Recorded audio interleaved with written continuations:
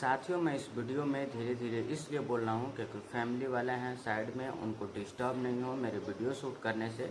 लेकिन इस वीडियो में मैं आज अपने बगल वाले क्षेत्र के थाने के बारे में एक ऐसी खबर सुनाऊंगा, दिखाऊंगा, जिसको देखने के बाद या फिर बताने के बाद आप लोग हैरान हो जाइएगा। सबसे पहले मैं यहाँ पे दिखा दूँ कि यहाँ पे देखिए 4,000 घूस लेते पकड़ाया बिहार का भ्रष्ट दरोगा।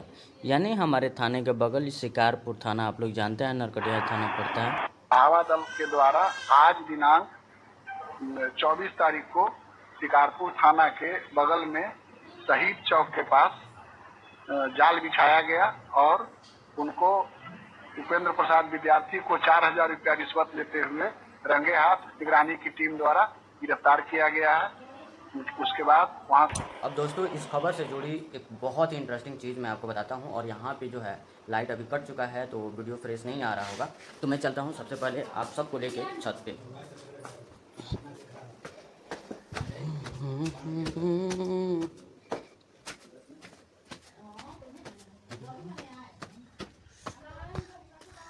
साथियों, मैं अभी छत पे हूँ और मौसम देख रहे हैं कितना हसीन बना हुआ है।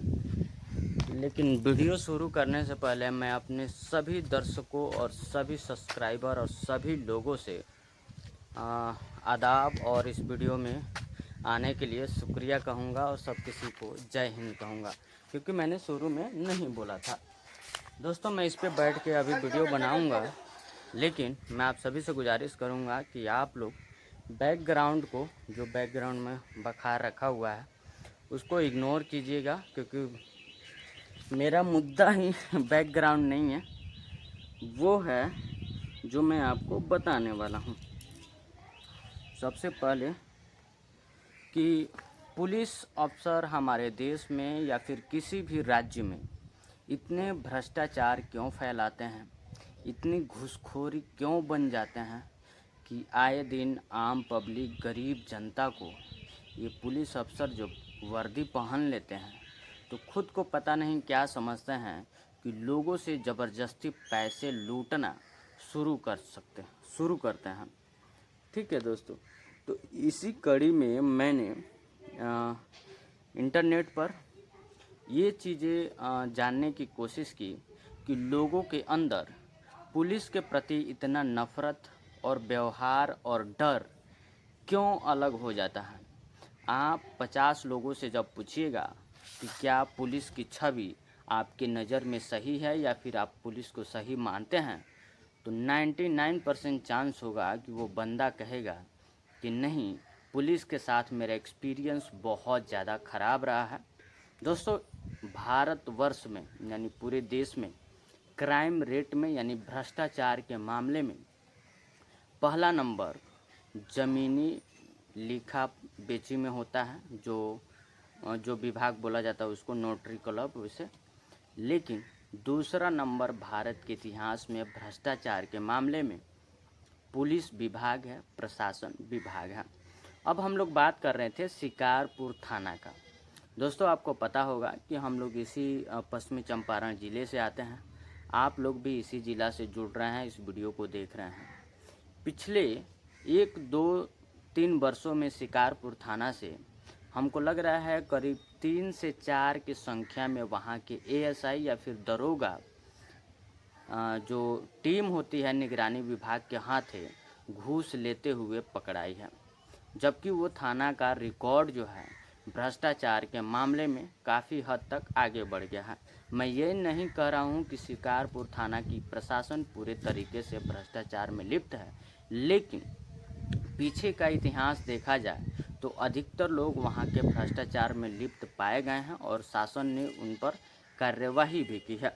दोस्तों, हाल ही में 3 से 4 मंथ पहले जब ये पकड़ाए हैं एएसआई साहब 4,000 रुपया मात्र घूस लेते हुए, इससे पहले शिकारपुर थाना में ही एक महिला एएसआई जो है घूस लेते हुए पकड़ाई थी। इसी निगरानी विभाग ने उन सभी को पकड़ा था।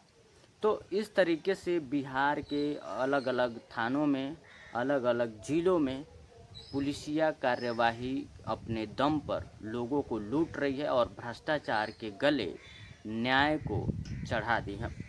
जो भी पुलिस वाले थोड़ी सी मेहनत कर लेते हैं, नौकरी मिल जाता है, शरीर पे वर्दी जब डल जाता है तो उनका रहन सहन बोली सब कुछ बदल जाता है। लेकिन बदलता है वो अच्छी बात है, लेकिन भ्रष्टाचार और घूसखोरी के लिए अगर बदल रहा है तो बहुत बुरी बात है। आपको भी पता होगा कि जितने भी ये पुलिस वाले हैं उनकी इज्जत ना बढ़िया से फैमिली कर पाती है, ना फैमिली देती है, ना समाज देता है, ना गांव देता है। विदेशों में चले जाइए, अमेरिका, जापान और फ्रांस और अन्य कई सारे राज्यों में, देशों में, वहाँ पर पुलिस जनता के सामने नतमस्तक हो जाती है और कोई भी अभद्र भाषा का प्रयोग नहीं करती है, ना गाली गलौज, ना मारपीट। कितना ही बड़ा से बड़ा प्रदर्शन हो जाए या फिर कोई भी जनता पुलिस के आंख में आंख डाल करके प्रदर्शन करती है, उनसे सवाल पूछती हैं, उनसे हर एक क्राइम का रिपोर्ट भी मांगती है, लेकिन पुलिस वाले उनके ऊपर ना झूठा केस लगा पाते हैं, ना चालान काट पाते हैं, ना उनके साथ अभद्र भाषा कर पाते हैं, क्योंकि वहाँ की शासन व्यवस्था जो है पूरे तरीके से सिस्टमेटिक वे में काम करता है। हमारे यहाँ कोई सिस्टम नहीं है। कोई पुलिस वाला रोड पे खड़े होकर के घूस ले लेगा, आपका बाइक चेक कर लेगा, आपका वाहन चेक कर लेगा, पैसा ले लेगा। उसका ड्यूटी का जो अकाउंटेबिलिटी होना चाहिए वो नहीं है हमारे यहाँ। सबसे पहले कि पुलिस को मददगार समझने की जगह आम जनता जो है उसको डराने वाली संस्था के रूप में देखती है। इसके पीछे का कारण यह है कि किसी भी आदमी को जब क्राइम हो रहा है उसके साथ, तो वो उसका फर्स्ट थॉट ये होना चाहिए कि पुलिस के पास मैं जाऊंगा, एफआईआर दर्ज कराऊंगा, मुझे न्याय मिलेगा। लेकिन पुलिस वालों की हरकत पिछले कई सारे इतिहासों से यही रहा है कि जो भी विक्टिम पुलिस थाने में जाता है उसके साथ ही शोषण कर लिया जाता है कि नहीं भैया आप तो पैसा दो, फिर आपके नाम से एफआईआर लॉन्च होगा या फिर जो भी आरोपी है उसको पकड़ा जाएगा, लेकिन पहले आप पैसा दो, उसके बाद ही में एफआईआर होगा। अब देखिए, अब दूसरा नंबर पॉइंट ये है कि एफआईआर दर्ज करने में भी परेशानी है। कई सारे आपराधिक किस्म के लोग राजनीतिक और बड़े पदों का जब पहुंच रखते हैं, जिसको शॉर्ट भाषा में कहा जाए तो मतलब दलालों के थ्रू उनकी पहुंच होती है।